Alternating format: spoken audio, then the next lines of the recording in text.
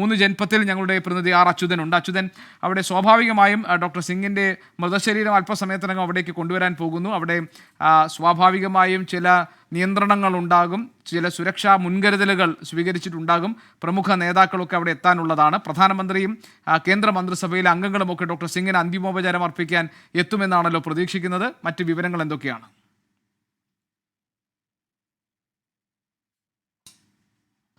ഗോപികൃഷ്ണൻ സൂചിപ്പിച്ചതുപോലെ തന്നെ മൂന്ന് ജൻപത്തിലെ വസതിക്ക് മുൻപിൽ ശക്തമായ സുരക്ഷാ ക്രമീകരണങ്ങളാണ് ഒരുക്കിയിട്ടുള്ളത്. കാരണം കോൺഗ്രസിന്റെ തന്നെ മുതിർന്ന നേതാക്കളും മറ്റ് രാഷ്ട്രീയ പാർട്ടികളുടെ മുതിർന്ന നേതാക്കളും ഇവിടേക്ക് എത്തും എന്ന വിവരം തന്നെയാണ് ലഭിക്കുന്നത്. പ്രധാനമന്ത്രിയും വൈസ് പ്രസിഡന്റും ഉൾപ്പെടെയുള്ളവരും ഇവിടേക്ക് 3-ാം നമ്പർ വസതിയിലേക്ക്, ജൻപത്തിലെ 3-ാം നമ്പർ വസതിയിലേക്ക് എത്തും. അദ്ദേഹം പ്രധാനമന്ത്രി സ്ഥാനം ഒഴിഞ്ഞ ശേഷം മൻമോഹൻ സിംഗ് താമസിച്ചിരുന്ന വസതിയാണ്. അതിനുശേഷം പല മുതിർന്ന രാഷ്ട്രീയ നേതാക്കളും അദ്ദേഹത്തെ സന്ദർശിച്ച ഒരു ഇടം കൂടിയാണ്. പ്രധാനമന്ത്രി സ്ഥാനം ഒഴിഞ്ഞ് 2014 ശേഷം പിന്നീടുള്ള കാലം അത്രയും അദ്ദേഹത്തിന്റെ ജീവിതം ഈ 3-ാം നമ്പറിലെ ജൻപത്തിലെ ഈ 3-ാം നമ്പർ വസതിയിലായിരുന്നു അദ്ദേഹത്തിന്റെ ജീവിതം മുന്നോട്ട് പോയത്. അത്രയും ഇവിടെ നിന്നാണ് അദ്ദേഹത്തെ എയിംസിലേക്ക് കൊണ്ടുപോകുന്നത്. പക്ഷേ തീരാ നഷ്ടമായി, രാജ്യത്തിന് തീരാ നഷ്ടമായി. അദ്ദേഹത്തിന്റെ ആ ഒരു നഷ്ടമാണ് 9:51 പുറത്തു വന്നത്. അങ്ങനെ മുതിർന്ന നേതാക്കളടക്കം ഇവിടേക്ക് എത്തുന്ന ഒരു പശ്ചാത്തലത്തിലാണ് നമ്മൾ ഈ കാണുന്നത് പോലുള്ള സുരക്ഷാ ക്രമീകരണങ്ങൾ ഇവിടെ ഒരുക്കിയിട്ടുള്ളത്. ഈ റോഡിന്റെ രണ്ട് ഭാഗവും ബാരിക്കേഡുകൾ നിരത്തി അതിനു വേണ്ടിയിട്ടുള്ള പൂർണ്ണമായ തയ്യാറെടുപ്പ് പോലീസിന്റെ ഭാഗത്തുനിന്ന് ഉണ്ടായിട്ടുണ്ട്. ഇവിടെ നിൽക്കുന്ന മാധ്യമപ്രവർത്തകർക്ക് അടക്കം ഒരു നിശ്ചിത പരിധി പോലീസ് ഏർപ്പെടുത്തിയിട്ടുണ്ട്. അതിനായി പ്രത്യേകമായി ബാരിക്കേഡുകൾ സജ്ജമാക്കിയാണ് മാധ്യമപ്രവർത്തകർക്കായിട്ട് കൂടി ഒരു സ്ഥലം ഒരുക്കിയിരിക്കുന്നത്. എന്തായാലും അത്തരം തയ്യാറെടുപ്പുകൾ നടത്തുന്നു. അല്പസമയത്തിനകം എയിംസിൽ നിന്ന് ഭൗതിക ശരീരം, മൻമോഹൻ സിംഗിന്റെ ഭൗതിക ശരീരം അത് ഈ വസതിയിലേക്ക് കൊണ്ടുവരും എന്ന വിവരം ആണ് നമുക്ക് ഒടുവിൽ ലഭിക്കുന്നത്. ഈ വസതിയിൽ പ്രധാനമന്ത്രി നരേന്ദ്രമോദിയും മറ്റ് മുതിർന്ന നേതാക്കൾ ഉൾപ്പെടെയുള്ളവർ ഇവിടേക്ക് എത്തിച്ചേരും. നിലവിൽ പ്രിയങ്ക ഗാന്ധി ഈ വസതിക്കുള്ളിലുണ്ട്. ചില കോൺഗ്രസിന്റെ മറ്റ് നേതാക്കളും ഇവിടേക്ക് എത്തിച്ചേർന്നിട്ടുണ്ട്. എന്തായാലും ഭൗതിക ശരീരം ഇവിടേക്ക് എത്തുന്നതോടുകൂടി മറ്റു നേതാക്കളും ഇവിടേക്ക് എത്തും. ഇന്ത്യൻ രാഷ്ട്രീയത്തിൽ മൻമോഹൻ സിംഗിനെ അടയാളപ്പെടുത്തുന്നത് ഒരു സാമ്പത്തിക മാന്ദ്യത്തിലൂടെ രാജ്യം കടന്നുപോയെടുത്തുന്ന കൈപിടിച്ചുയർത്തിയ, രാജ്യത്തെ പുതിയൊരു ദിശയിലേക്ക് സാമ്പത്തിക ഉന്നമനത്തിന്റെ ദിശയിലേക്ക് നയിച്ച, കൈപിടിച്ചുയർത്തിയ ഒരു വ്യക്തിയായി തന്നെയായിരിക്കും അടയാളപ്പെടുത്തുക. ഒരുപാട് വിമർശനങ്ങൾ കേട്ടു. പക്ഷേ ഒരു വാക്കുകൊണ്ട് പോലും ഒരു നേതാക്കളെയും അദ്ദേഹം ഒരു വിമർശനം പോലും നോവിക്കുന്ന തരത്തിൽ ഉന്നയിച്ചിട്ടില്ല. അതുതന്നെയാണ് അദ്ദേഹത്തോട് ഇന്നും പല നേതാക്കൾക്കും ആദരവ്, അദ്ദേഹത്തിനോടുള്ള ആദരവ് അവരുടെ ഉള്ളിൽ ഉള്ളത്.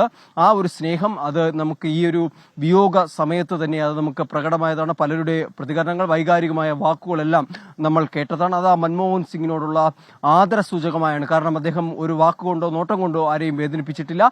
തെറ്റുപറ്റിയതുപോലും അദ്ദേഹം തിരുത്തുന്ന ഒരു സാഹചര്യമുണ്ടായി.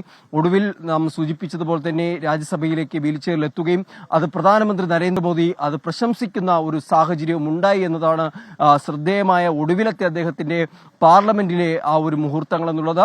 ഒടുവിൽ ഈ ആരോഗ്യം വഷളായതിനേക്ക് തുടർന്നാണ് 33 വർഷത്തെ ആ പാർലമെന്റ് ജീവിതം അവസാനിപ്പിക്കുന്നത്. അതിനുശേഷം അദ്ദേഹം ഈ വസതിയിൽ തന്നെയായിരുന്നു. ഒടുവിൽ വാർദ്ധക്യ സഹജമായ രോഗങ്ങൾ മൂലം പലതവണ അദ്ദേഹത്തിന്റെ ആരോഗ്യസ്ഥിതി മോശമാകുന്ന ഒരു സാഹചര്യമുണ്ടായി. ആ ഘട്ടത്തിലും എയിംസിൽ പ്രവേശിക്കുകയും വിദഗ്ധ ചികിത്സയ്ക്ക് വിധേയനാകുകയും ഒക്കെ ചെയ്തു. അതിനുശേഷം ഇന്നാണ് അദ്ദേഹം വീണ്ടും അദ്ദേഹത്തിന്റെ ആരോഗ്യനില അത് മോശമായതിനെ തുടർന്ന് എയിംസിലേക്ക് പ്രവേശിപ്പിക്കുന്നത്. പക്ഷേ ആ തീരാ നഷ്ടം എന്ന വാർത്തയാണ് പിന്നീട് പുറത്തേക്ക് വരുന്നത്. അത് ഇന്ത്യൻ രാഷ്ട്രീയത്തിൽ മാത്രമല്ല, ആളുകളിൽ താഴെ തട്ടിൽ വരെ അദ്ദേഹത്തിന്റെ വിയോഗം അത് വേദനിപ്പിക്കുന്ന ഒന്ന് തന്നെയാണ്. കോൺഗ്രസ് 2004 അദ്ദേഹത്തെ പ്രധാനമന്ത്രിയാക്കുന്നത് പോലും ആ ബ്ലൂ സ്റ്റാർ ഓപ്പറേഷനുമായി ബന്ധപ്പെട്ട് അകന്നു നിന്ന ആ സിഖ് സമൂഹത്തെ കൂടി അടുപ്പിക്കാൻ കൂടിയുള്ള ഒരു രാഷ്ട്രീയ തന്ത്രത്തിന്റെ ഭാഗമായാണ് മൻമോഹൻ സിംഗിനെ പ്രധാനമന്ത്രി സ്ഥാനത്തേക്ക് കൊണ്ടുവരുന്നത്. അതിനുശേഷം അദ്ദേഹം 14 വരെ ആ സ്ഥാനത്ത് തുടരുന്നു. വിമർശനങ്ങൾ നേരത്തെ മൗനി ബാബ അടക്കം ആഭ്യന്തരമന്ത്രി അമിത്ഷാ അദ്ദേഹത്തെ ആ രീതിയിൽ വിശേഷിപ്പിച്ചു. എന്നാൽ അദ്ദേഹം തിരിച്ച് ഇത്തരത്തിലുള്ള ആരെയും വേദനിപ്പിക്കുന്ന തരത്തിലേക്കുള്ള വിമർശനങ്ങളിലേക്ക് പോയില്ല. പക്ഷേ നോട്ട് നിരോധനത്തെ അദ്ദേഹം അത് കൃത്യമായി തന്നെ വിമർശിക്കുകയുണ്ടായി. അത് ഭരണവീഴ്ചയായാണ് അദ്ദേഹം ആ നോട്ട് നിരോധനം ഏർപ്പെടുത്തിയതിനെ ചൂണ്ടിക്കാട്ടിയത്. എന്തായാലും അങ്ങനെയുള്ള ഒരുപാട് രാഷ്ട്രീയ നാളുകൾ അദ്ദേഹത്തിന്റെ ഭാവിയിലുണ്ട്.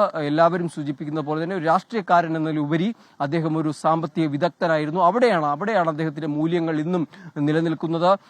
ചരിത്രത്തിന്റെ ഏടുകളിൽ ആ രീതിയിൽ തന്നെയായിരിക്കും അദ്ദേഹത്തിന് വിശേഷണം നൽകുക. 1991 നരസിംഹറാവു അദ്ദേഹത്തെ ഈ നിർബന്ധിത രാഷ്ട്രീയത്തിലേക്ക് അദ്ദേഹത്തെ കൊണ്ടുവന്ന് ആ ബജറ്റ് സന്ദേശങ്ങൾ പോലും ഇന്നും പല ആളുകളും ഓർത്തിരിക്കുന്നതിന് കാരണവും ആ രാജ്യം അന്ന് കടന്നുപോയ സാഹചര്യമായിരുന്നു. അതിൽ നിന്ന് ഇന്ന് വരെ സാമ്പത്തിക രംഗം കെട്ടിപ്പടുക്കുന്നതിന് കൃത്യമായ അടിത്തറ പാകിയ ഒരു പ്രധാന നേതാവ് കൂടിയായിരുന്നു മൻമോഹൻ സിംഗ് എന്നതും ഈ ഒരു അവസരത്തിൽ നമ്മൾ സ്മരിക്കുകയാണ്. എന്തായാലും അല്പസമയത്തിനകം ആ ഭൗതിക ശരീരം മുൻ പ്രധാനമന്ത്രി മൻമോഹൻ സിംഗിന്റെ ഭൗതിക ശരീരം ഈ ജൻപത്തിലെ 3-ാം നമ്പർ വസതിയിലേക്ക് കൊണ്ടുവരും എന്ന വിവരമാണ്. അതിനുശേഷം മുതിർന്ന നേതാക്കൾ ഉൾപ്പെടെയുള്ളവർ ഇവിടെ എത്തി അദ്ദേഹത്തിന് അന്തിമോപചാരം അർപ്പിക്കും എന്നാണ് നമുക്ക് മനസ്സിലാക്കാൻ കഴിയുന്നത്. എന്തായാലും നിലവിൽ 7 ദിവസത്തെ ദുഃഖാചരണമാണ് രാജ്യത്ത് മൻമോഹൻ സിംഗിന്റെ വിയോഗത്തെ തുടർന്ന് ഇപ്പോൾ സർക്കാർ പ്രഖ്യാപിച്ചിരിക്കുന്നത്. നാളെ മന്ത്രിസഭാ യോഗം ചേരുന്നുണ്ട്.